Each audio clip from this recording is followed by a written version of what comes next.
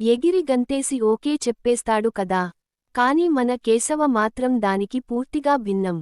తన ప్రేమ కంటే కుటుంబ బాధ్యతే ముఖ్యమని భావించి శైలుకి నచ్చజెప్పి తిరిగి వాళ్ళింట్లో దింపేసి వచ్చాడు.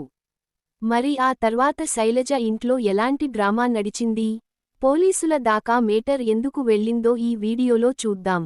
శైలు తిరిగి ఇంటికి చేరుకోగానే ఊళ్ళో జనాలు రకరకాలుగా మాట్లాడుకోవడం మొదలుపెట్టారు. మారేడిపల్లి మల్లికార్జున్ లాంటి వాళ్లు శంకరానికి ఫోన్ చేసి మీ అమ్మాయి లేచిపోయింది నిజమేనా అంటూ నిప్పు లేనిదే పొగ రాదు కదా అని నోటికొచ్చినట్టు మాట్లాడారు.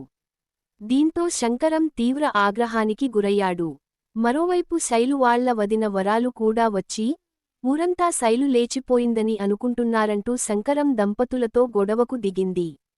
అయితే శైలు ధైర్యంగా ఇంటికి వచ్చి నేను ఎక్కడికీ లేచిపోలేదని, నా ప్రియుడు కేశవను కలవడానికే వెళ్లానని స్పష్టం చేసింది. అంతేకాకుండా కేశవ ఎంత మంచివాడో, తన పరువు కంటే తమ కుటుంబ గౌరవానికే ఎంత ప్రాధాన్యత ఇచ్చాడో ఇంట్లో వాళ్లందరికీ పూసుకుచ్చినట్టు చెప్పింది. కేశవ సంస్కారాన్ని, అతని కుటుంబ గొప్పతనాన్ని శైలు కొనియాడింది. తను స్వయంగా వెళ్లి పెళ్లి చేసుకుందామని అడిగినా కేశవ ఒప్పుకోలేదని, తల్లిదండ్రుల పరువు దెబ్బతినకూడదని చెప్పి తనను వెనక్కి పంపించాడని వివరించింది.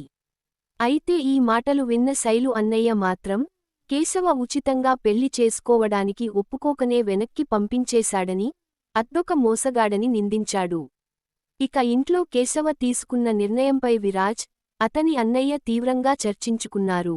కేశవ ఇంత పెద్ద నిర్ణయం ఎందుకు తీసుకున్నాడో విరాజ్కి అర్థం కాలేదు. అప్పుడు కేశవ తన మనసులోని అసలు నిజాన్ని బయటపెట్టాడు. ఇంటికి పెద్దవాడైన అన్నయ్యకి ఇంకా పెళ్లి కాలేదని, తను ముందే పెళ్లి చేసుకుంటే సమాజం అన్నయ్య